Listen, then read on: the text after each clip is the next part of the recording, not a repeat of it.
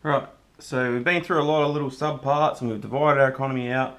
Now it's time to look at putting it all together and see if we can do it all in one go.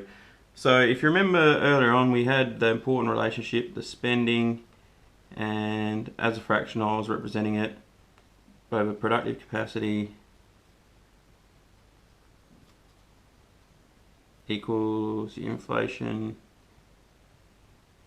So you had to keep these two in balance to achieve the inflation target. And we did a quick little session on, well, this can be divided into public and private. And then the private can be divided 3 more times at least into the current account, which is like the trade, private debt, which is bank created money, and private savings. And then the public can be divided at least twice into tax and into injections and drains. Injections and drains. And then down here on the productive capacity side, we saw the first thing was the number of productive units, which the best proxy for that is population. And the other one was productivity, which is a really important one because that's where our wealth comes from. And then we further divided that into the human, the tech, the renewable, and the non-renewable in situ resources, those last two. And each of those has a productivity that feeds into this main productivity. And then we saw that you could have things that you could do under these classes that either fell under the heading of public or private that contributed to or detracted from the overall productivity. And so you can see that there's a wide range of lots of sort of, it's not super complicated, but there's moving levers here that can all contribute and put into play. And so when you're managing the economy, if you're the Prime Minister or whatever managing the economy, then there's a range of things you have to take into consideration. Ultimately, it comes down to the public, the government, just doing the changes it's needed to do to ensure that the productive capacity is going to kind of meander where it's got to go, where it goes itself. And policy can affect that a bit, but ultimately in the end what you need to do is have injections or drains set by the government to keep the spending correct to get your inflation target. Now I'm going to try and explain that a bit more to try and give an illustration of like just a couple of examples of how when these things are moving what they might do and how the government would react. So I'm going to set up a little model over here, and basically I've got a tank of water and it starts off full, so it's filled up all the way. And we've basically got a recirculation line here. So that's tax that's coming out, and it pretty much goes in, but there's also a little diverter, so it can go to another spot. Then we've got the government here, which is really better called the public sector, which can create money. So we'll call that money source. So it never needs to get money if you can create it.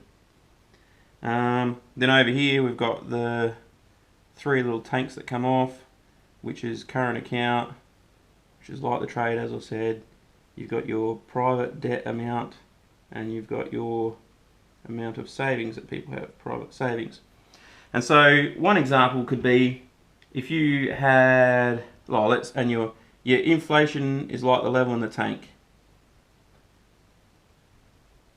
And when it's at the top, we're at our target. So if your inflation is just here, that's our target. That can be 1% for a start. So if we had like 1 year where we had nothing, we'll have our current account that we're not in surplus or deficit, it's just balanced, and private debt is 0. We haven't created any private debt yet, and our private savings will say is 0. And the next year we tax all the money, like we tax out whatever, 100 doesn't matter, but we spend 100 back in, so that's balanced. But let's say we took out 10 units of money from the economy because we've started to save. So what that's going to do is take a little bit of level down in the tank. So that means the government's job then is to compensate. So we took out 10 here. So the government's job is to put some money in there. So it would put 10 in and fill the tank back up. Now the stupid thing is, this thing, because now we would have we would have taxed 100, but we've spent 110 between these two. So we would call that a deficit,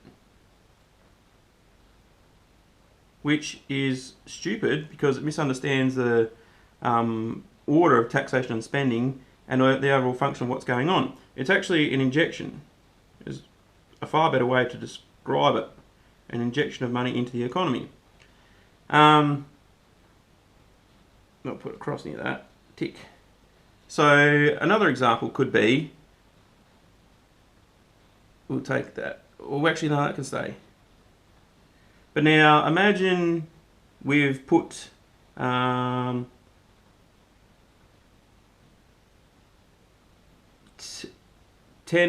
So we put the savings back in. We're doing our tax, and so what's coming out is going back in. Still got 100 units of tax. Government is all back square again with a filled up the tank. Now, let's say a situation where now this 10 wants to come back in. So if we put that 10 in now, well, it's going to overflow. Our inflation rate would be, it'd be something like 1.1% or something like that now. So what we have to do is, instead of putting that 100 back in, because that would be too much, we only put 90 back in, and the remaining 10 goes out here, and we drain that back out, and we get back to level in our tank. So inflation goes back on target. And that's the government's job to do that. So tax, normally in tax you just return it all the way back around, but sometimes it's the way the government can do its draining. So this is like a little relief valve out here. Take out pressure when the tank's going to be too high, and this is like a little float valve to fill up like your toilet or whatever. When the level gets too low in the toilet, you put some money in. Now the stupid thing is, this here, because we spent less than we taxed, that would be called a surplus. And it's totally the wrong way to put it. It is actually a drain. So the common phrasing of things in the economy, this is like a bad area of economists, and they should stop using these incorrect statements, misleading the public badly as to how the economy works.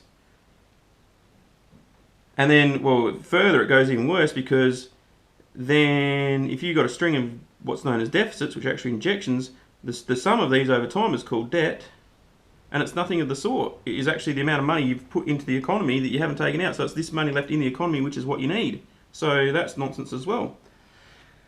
So as you can see, like, I'm not going to go into any more scenarios, but depending on what if this was changing and this was changing, all these can be changing. They all normally do.